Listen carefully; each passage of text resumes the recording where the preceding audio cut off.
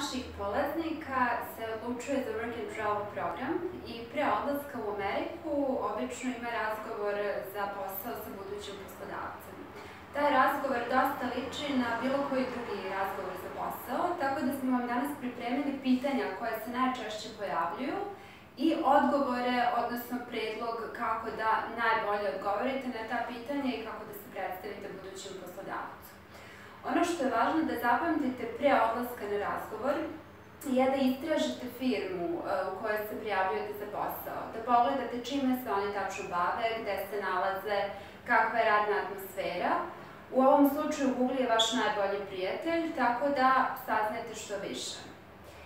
Pored toga, važno je naravno da se obučete primereno, da budete uredni. Uvek je dobra ideja, recimo, da obučete košulju i pantalone.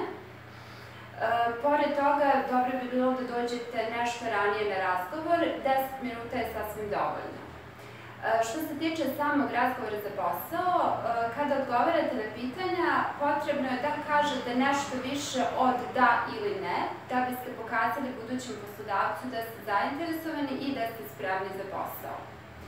Budite profesionalni, ali i pokažite osmeh. Na samom početku razgovora pozdravite poslodavca, predstavite se i razmenite neku reč da razbijete tremu. Hello, my name is Alice, and you are? Hello, I'm Tiana. Oh, Tiana, nice to meet you. How are you today? Nice to meet you too. I'm fine, thank you. How are you? I'm fine, thanks.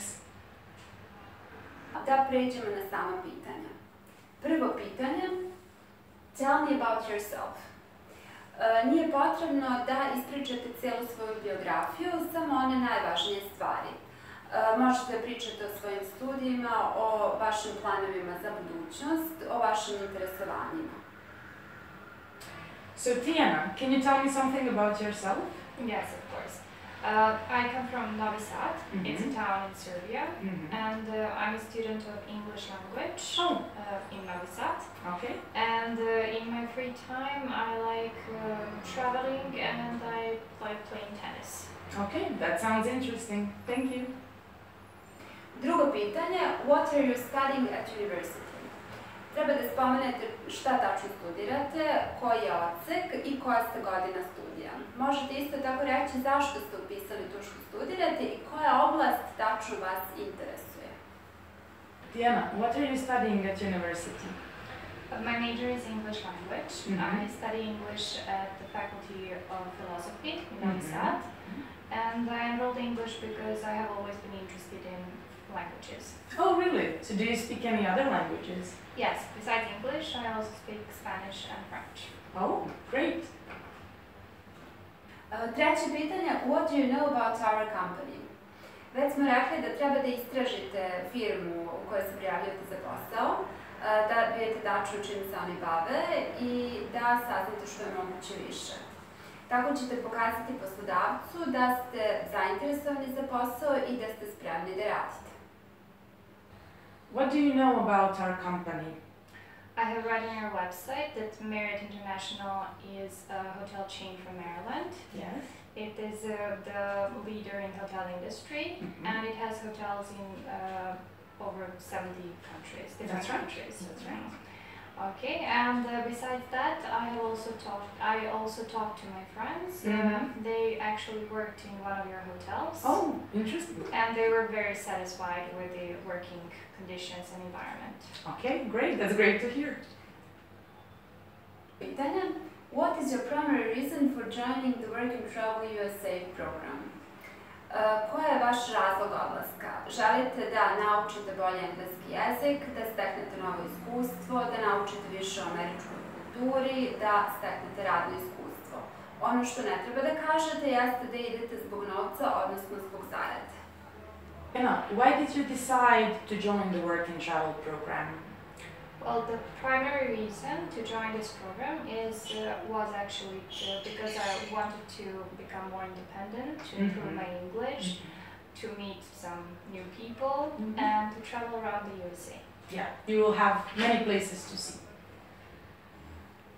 Peto pitanje, what are your plans for the future?